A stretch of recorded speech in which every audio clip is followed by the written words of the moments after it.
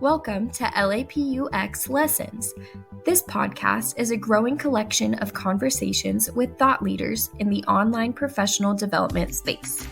Here at LAPU, our award-winning team strives to create world-class online learning experiences that put humanity back into learning. Join us on our journey to innovate in the online classroom and show the world what learning feels like. Welcome to LAPUx Lessons. I'm George Hanshaw, the Director of E-Learning Operations here at LAPU, and I'm with my colleagues Callista Dawson, Rhonelee Soria, and Efren Renon. They are the award-winning Instructional Media Design team here at LAPU. Now, you've all won awards through Adobe contests, Omni Awards, and probably a bunch of others. But the cool thing that I see here is that your ability to be creative and engaging in a space that, it's an academic space. Some people can call it kind of traditionally stuffy. So here at LAPU, I think we have successfully broken that mold, but we don't do stuffy. And we've been able to focus on the student and their needs, really just kind of look at that human-centered design. And part of their needs is participate in classes that are engaging. And yes, even have fun in those classes. And I want to throw this question out there. So what is it like to be a creator and a leader in the way of our academic community being able to engage with students? So how do you engage with students in a fun and meaningful way with what you do? So introduce yourselves. Let's start with Callista. If you could just kind of introduce yourself and then kind of weigh in on that a little bit. Yes. Hi, I am Callista Dawson. I've been at LAPU for just over 9 years. And it's been such a pleasure to be a part of this team and to get to use my gifts and talents in this way. I came out of the entertainment industry and never imagined I would be working in higher ed or education in general, but it's been such a good fit for me. I've been able to grow my skills through this lens of education, and I've found myself more passionate about what I'm doing because it has that layer of servitude to others and helping others and being able to learn and retain what they're learning on a deeper level. I guess I would also say that being able to see myself as a leader in this space and giving myself the permission to be creative and try new things has been really gratifying and valuable for me as an artist. It's kind of that full circle experience where I'm getting a lot out of it and I get to create things that other people can get a lot from. So that sounds like meaning kind of drives you. Meaning and Yeah. service drives your creativity. That's cool. That is very cool. Rhonelee, what are your thoughts? Yes, hi everyone. Just a little bit about myself. I've also been at LAPU for a little over 5 years. But my background is actually in broadcast journalism and visual communication. So when I first started off, I really wanted to kind of get into, into television. But life happened and I fell into e-learning, and I actually fell in love with e-learning just because everything I do has an impact on someone. And I just love the field of learning. And when it comes to what I do, I like to put on the shoes of the other person, and I like to think, okay, how would this entertain myself? Because personally for me, I think it takes a lot for me to really capture my attention. So when it comes to creating things, I really like to think out of the box and how would this really capture me? But that's usually how I start off. And I think that approach has been working. This IM team does some amazing work. You should look at the Omni Awards. We'll post that as well on some of the stuff you do to really make it engaging. So far we've heard from Callista and Rhonelee and the passion about the student and what they do and how they both came from different creative backgrounds, but it kind of circles in to really meet the student needs here at LAPU. And then Efren, you and I came in just about the same time. Mm-hmm. So you having that newer perspective, such as myself, for the organization, how do you engage? How do you find meaning? What are your thoughts? When I first started, I was into motion graphics. The reason why I got into motion graphics actually was I wanted to see my artwork move in a way where it tells a story. I mean, I painted things that tells a story, but what if it moves? And I bring that along with the work I do. I want, when I create these interactives, these stories, or I want them to feel like they understand what's going on. And when it comes to the contents, I want to make sure that they know what they're doing. That's what I feel. Very cool. Applying that, yeah. And it really helps me understand the students and makes me understand that, be in their shoe when it comes to learning. So we have three very unique backgrounds, unique people who are hugely passionate. That was a thread that went through all of that, was the passion for the student and the wanting to see what you do make a difference. Really, what you do does make a difference, because one thing, the other thread was you're talking about the whole person, how they feel, so if we could kind of dive into that for a minute. Instructional media really makes people feel something. And when you connect, that's how we learn. We don't learn by rote memory of facts. We learn by how we connect with them on a human basis. And that's what we call our human-centered design, our inclusive design. What do you do? Callista, let's start with you, since we did that the conference where we talked about no feel do. Let's focus on the feel part. What do you do to help learners feel something with what you create? Yeah, we actually have several strategies that we lean on when we are in the planning phase for the course, where we're talking with our subject matter experts and our instructional designers. We're listening very carefully for those trigger words that deal with emotions. And if anything comes up in the curriculum design that we think would work well as an emotion piece, we pull it out and we kind of flag it, and we come back to it and say, is this something that we could tell through story? Is this something that we could create an experience around, that the student could have a firsthand experience with that subject, where they would be able to feel what it's like to go through that scenario right here, right now, in a safe space. It's okay if you fail. It's no risk, no stakes. But that's really like the best way to learn, right? Most people learn what they need to know when they're on the job for that job. That's where they do the bulk of their learning. So why can't we bring that into the classroom? Purposeful practice. I love that. Purposeful practice. We give them that opportunity to actually apply their learning right now, rather than write a paper about it and maybe use it later. Right, maybe if you can remember it. Later. Yeah. But that's just it. You're more likely to remember what you just learned if you've used it. Right. Yeah. And got some feedback, and yes. Really that matters. The interactive games that we build, that's one of the key factors, is they're experiencing those emotions and we are supporting them with positive reinforcement, the feedback that they need to know what they did right or wrong, and how to do it correctly in the future, or how this skill that they're learning applies to where they're headed in their career. And you know what that does with that support and practice along the way is that allows the student at that point, when they are on the job, to be able to use what they're learning in a critical and creative way. We weren't recording this beforehand when we were talking about Efren and Rhonelee and their latest mission trip to Mexico, where they built a house. They helped build a house. I want to kind of fuse this question with that one, because I thought that was very cool. So you learned how to roof a house, right? You roofed a house in 1.5 days. That's kind of awesome. So here's kind of the twist to it. Since you're instructional media designers and you really dive into the feel of how things happen, how did you, because I know you didn't know how to roof before you went there. You learned there, right? Yeah. So how did you learn that? What did it feel like? And how are you going to then be able to take lessons learned and bring it here to LAPU to our students with your media work? I think that's a great question, because it's a great analogy. Like, we start off with this approach of learn by doing, building a plane as you're flying it.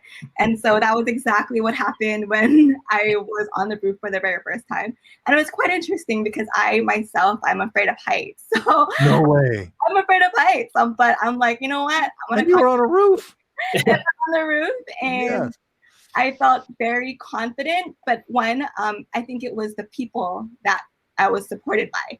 That was a very important factor for me to feel safe and for me to feel confident in what I was doing. My mentor, who was with me, he was actually 13 years old. But I'm like, because of his age, it made me feel really safe. And like, yo, he's 13. He He was just up there banging shingles on that roof. But Wow. it was just the fact that, he made things seem really easy. And I felt just like, I can do this. He can do it. I can do it. So first, it was just that safe component. And then second, I think it was all practice, applying the shingles and doing things in bite-sized pieces. It was a very great way to do large things in a very approachable way. If that makes any sense. Wow. Bite-sized pieces. That's all great learning stuff. Bite-sized pieces, being supported, that connects with what Callista was talking about as well. That's cool. Efren, what'd you take away from it? How are you going to apply all of that here at LAPU? So when we first started, I mean, I had some experience of building a house, but I haven't done it for almost 10, 15 years. So it's like getting you're kind of like some of our our learners are adult learners, so they're coming in with some experience. So you're coming in with some experience, just like our students here at LAPU, huh? All right. So I interrupted you, man. Go. No, it's okay. Going. So the first tool I grabbed was a hammer. We were building, so we already had the foundation. Now we needed to build the frame. So I grabbed my hammer and I was hammering. And I was pulling muscles I didn't know I could, because it was different angles. It was positions I don't really use. I swear I was like almost sideways trying to hammer something with my hand in a weird position. But one of the leaders came along and said, here's a technique. You should do it this way. And I'm learning from someone that's been doing this for years.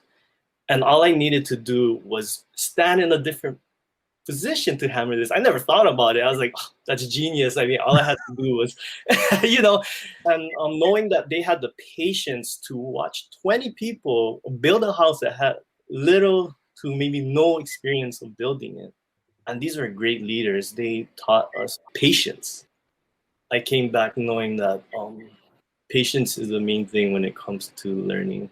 Leadership is very important. And when I gain that knowledge as being a leader, I want to pass on the knowledge I learned so that someone else could build a house. Give people that space to be able to learn and make mistakes and grow. Oh, yeah. That's cool.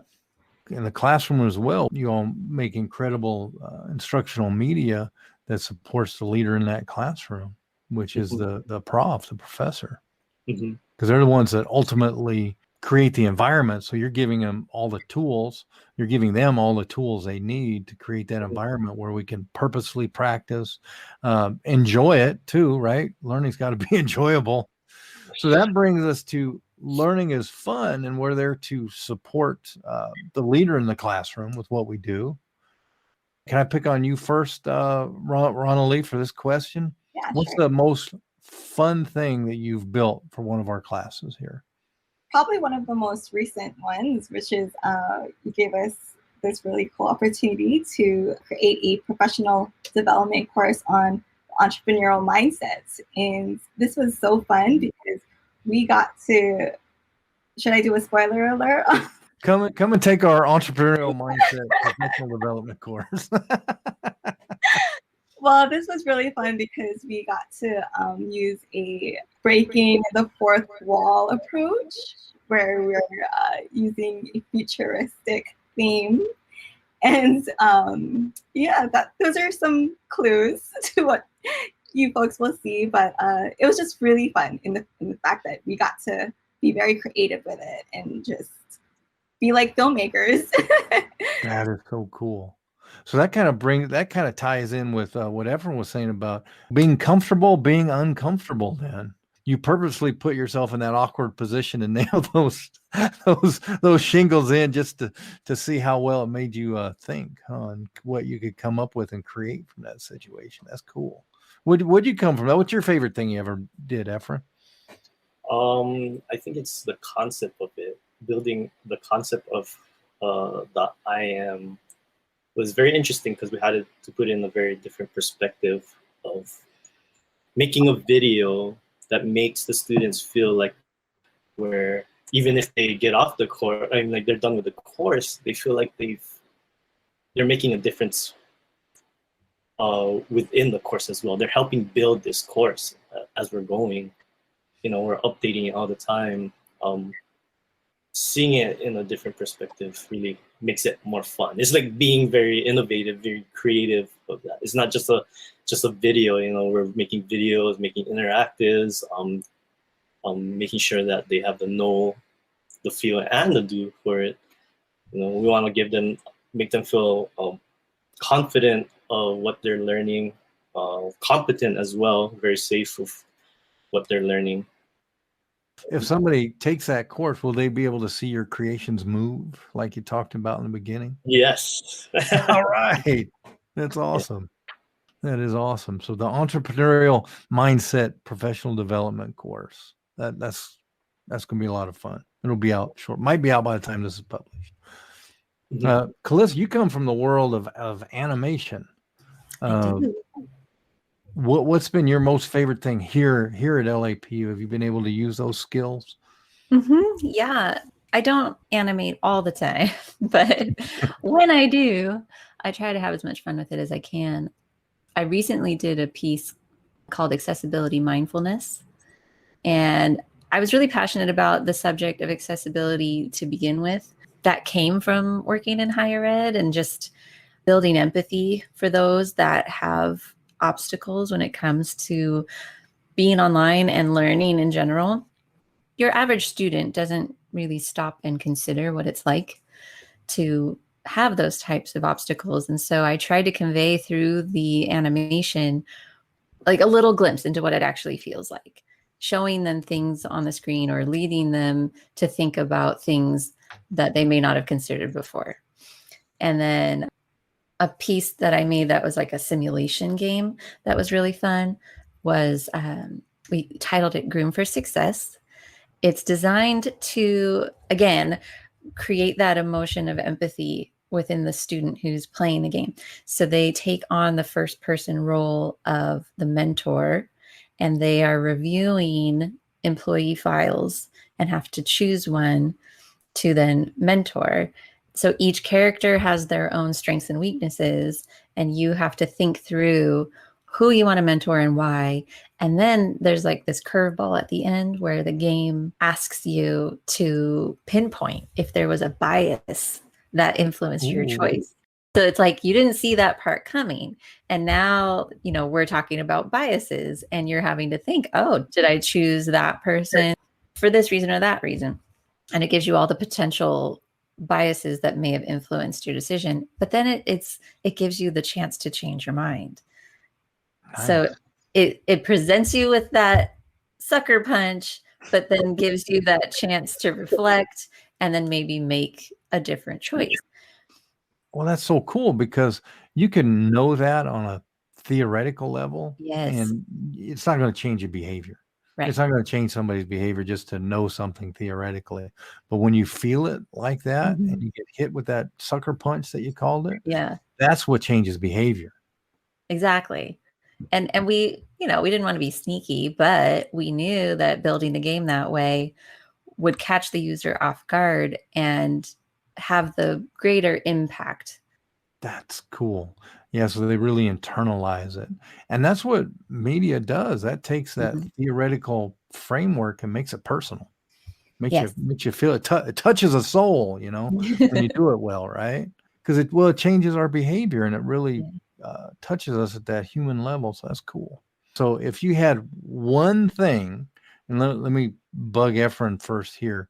if you had one thing that you would tell somebody about who either wants to become an instructional media designer or is hugely creative and wants to come into the world of education? It is fun to learn, actually, because when you're watching your work go into action, you just feel excited knowing that someone is learning from what you just created. So it's awesome. Excitement. I love it. Rhonelee. I would say start creating. Create every day. Whatever it is, it can be a big project, it can be a really small project, whatever it is, just use your minds and create something. And that small thing can turn into something, it could be something really great. And you can show that to your future employers. I think it's just all about showing what you can do. That's what they look for. Cool. Callista, what are your thoughts? My best advice would be follow what you're passionate about, because your work will reflect your passion. So like for me as an artist, I love art. And so I want to bring that beauty to everything that I make. That's cool. So what I'm hearing everybody say then is an exact reflection of you three. Be fearless. Go forward, create, and just be fearless. Let your passion just drive it.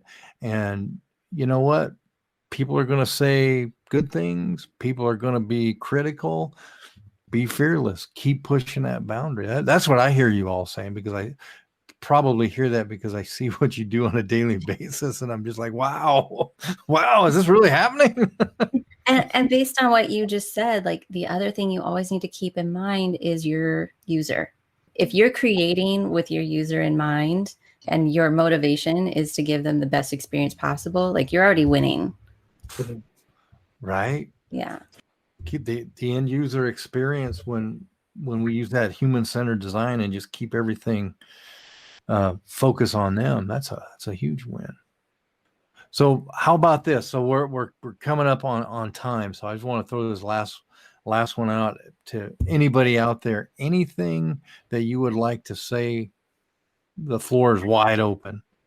I think, well, personally for me, this is my favorite job that I've ever had. And it's probably because I have a lot of fun with it. And so I just encourage anyone out there who really wants that rewarding career, find something like what Callista said, find something you're passionate about and go for it and try to apply that in what you do. And it makes a big difference in the products that you create. Anybody else want to chime in with the last words? I totally agree with Rhonelee that this is the funnest job I've ever had. And I mean, I worked in the entertainment industry and it wasn't this fun. But I think a huge part of that is that we've done the work of getting to know each other as a team and fitting our strengths together to partner well in what we're doing. And George has done a great job of establishing psychological safety for us as a greater team. And that alone has led to some phenomenal ideas that we just never would have come up with in the past. So that's another thing you should look into. I know we're going to have an episode about that. So webinar coming up. Hello. Tune in for more on psychological safety. Just pitching all the things today. Pitch them all. So many spoilers. A lot of spoilers. Efren, do you want to say anything for final words? Yeah, working with the team, I feel very safe in this group. And working for LAPU, I can share without being judged or worried. Or I love sharing the work that I do, knowing that I'm not afraid. I'm no longer afraid to show my designs, show my passion, my weirdness. Yeah. All right. When you show something that you create, that's part of you. Mm-hmm. So you're hugely vulnerable because you're sharing something very authentic. There's no way to create and not be authentic at the level that you all do. That focus on the student with what you do and the amount of passion that you put into everything you do, I think it's absolutely awesome.